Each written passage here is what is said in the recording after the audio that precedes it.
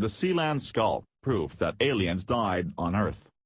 Excavations from all over the world have turned up quite a number of bizarre skulls that could not have belonged to any human or known animal.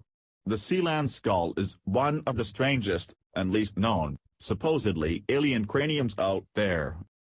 This outlandish relic was discovered in July 2007 by workers replacing sewer pipes in a home in Ølstykke, Denmark. Not knowing what to make of the item, the workers handed it over to the homeowners, who in turn kept the skull secret for the next 3 years. In 2010, they gave the skull to one of their friends, who took it to the University of Copenhagen School of Veterinary Medicine.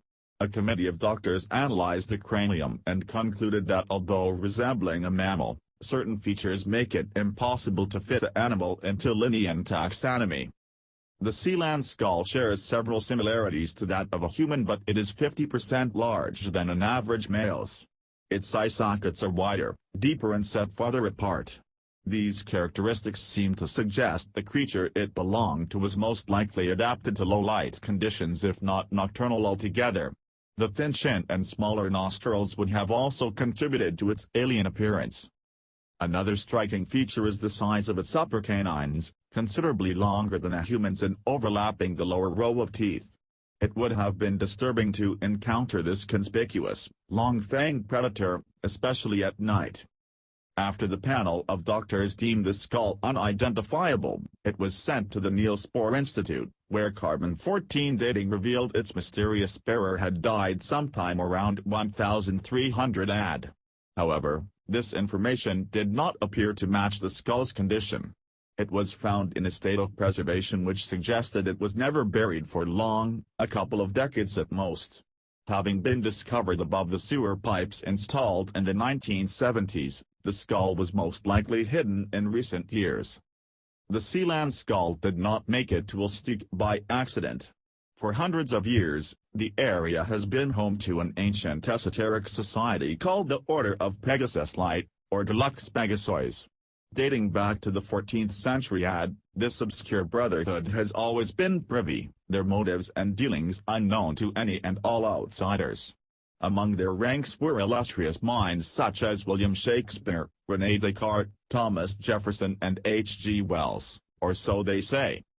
The Order of Pegasus Light prides itself on having acted as the custodians of several out-of-place artifacts. They will not say what the artifacts are or what their purpose might be, but they did mention an interesting aspect: some of them are made of incredibly light and durable metallic and ceramic materials. No one knows how they came in possession of such objects. No one but them. It's easy to make the connection between the age of the skull and the date around which the order was founded, and even easier to speculate how it might have happened. Perhaps a traveler from another planet arrived on Earth and imparted his knowledge to the humans who were willing to follow him. After all, most secret societies are born out of a wealth of information. Would it stretch the imagination too far if we assume that once this being's time had ended, his disciples preserved its skull, along with the objects he had brought with him? The same thing has happened many times throughout history with human protagonists.